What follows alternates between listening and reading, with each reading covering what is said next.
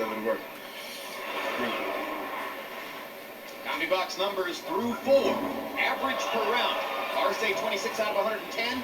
Alvarez 24 out of 68. When one guy is throwing 110 punches per round, and most of them are power punches, and he's landing at an appreciable rate, he's got the best chance to win a decision.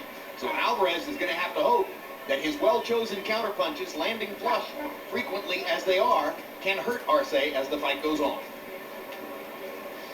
You know, coming into this fight, Jim, because Alvarez came in overweight, I was reminded of the fight we saw a couple of months ago with Too Sharp Johnson, who had been a really dominant, outstanding flyweight, but he couldn't make the weight, and after 5 or 6 rounds, he decided that that was enough. He didn't want any more of this from a young guy. Let's see how Alvarez does this.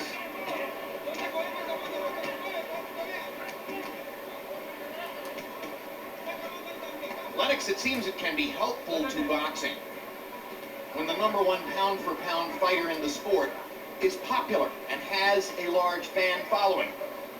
Sugar Ray Robinson, Sugar Ray Leonard, Roy Jones later in his career.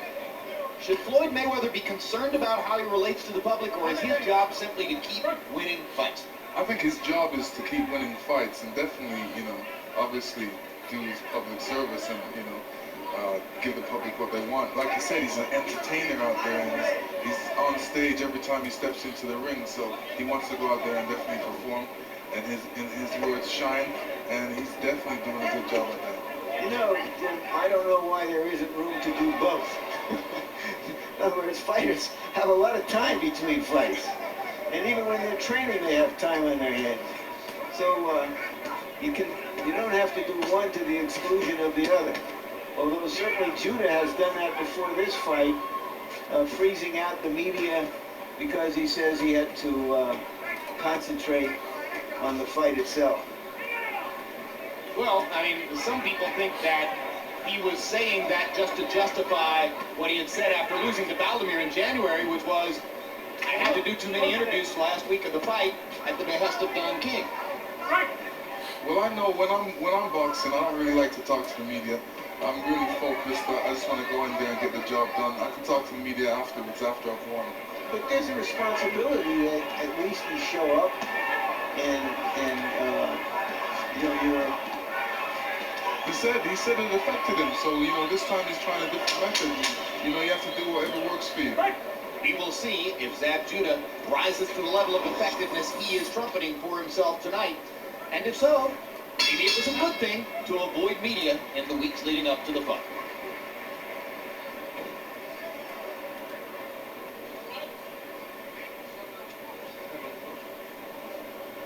Take it as protection.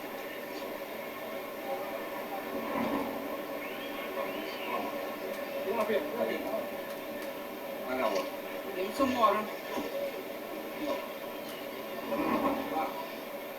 Rosendo, tiene que moverte más. You gotta move. Hooker, you're taking too many shots. You gotta move back. Don't be taking those punches.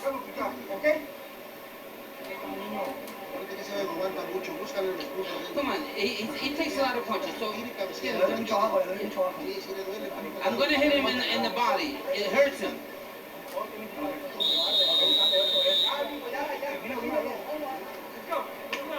It hurts everybody.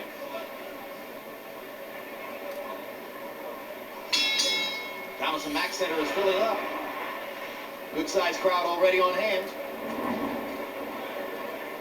Zab Judah and Floyd Mayweather mentally preparing in their dressing rooms for the main event.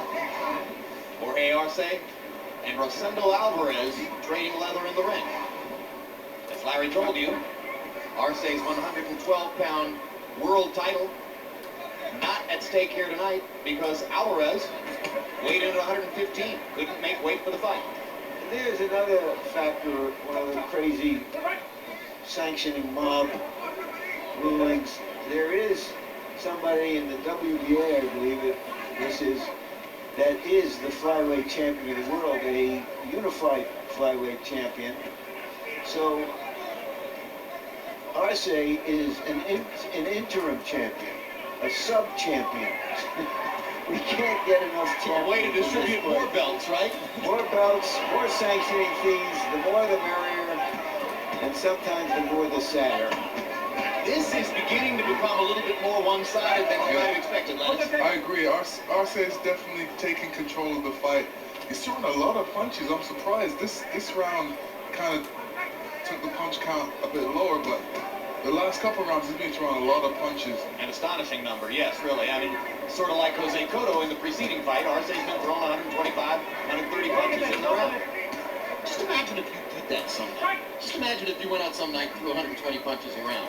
I don't think anybody can keep up with me. Oh, left hook to the body, and Alvarez puts the knee down. This is where Too Sharp Johnson didn't get up, if you recall, and I think in this very same round. Alvarez actually told his corner. Same thing. Virtually the same thing that happened to Too Sharp Johnson and Johnny Gonzalez. Alvarez told his corner, I'm going to hit him in the body. I think I heard him. I'm going to hit him in the body. I mean, Arce told him that. Yeah. That's exactly right. Arce called the shot, as Lennox points out, saying to the corner, I hit him in the body, it'll hurt him.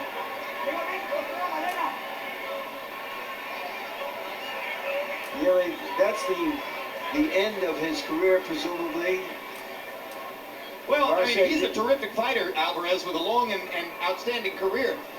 But unfortunately, as the rounds went on, he became, for Jorge Arce, just another lollipop. And, you know, facing an older fighter who will come out and give you the best he's got for a few rounds, but it's not enough. We've seen this scenario many, many times. As I've indicated, the last time just a couple of months ago with Absolutely. Too Sharp Johnson. That was on the undercard of Fernando Vargas and Shane Mosley. Johnson writing finite to his career after a moment very much like that one. And this is the second body punch knockout we've seen tonight. Julio Cesar Chavez starched his opponent with exactly the same punch. Remember Bernard Hopkins against Oscar De La Hoya? Remember Arturo Gatti against Leonard Doring? Over and over and over in the past few years, we have seen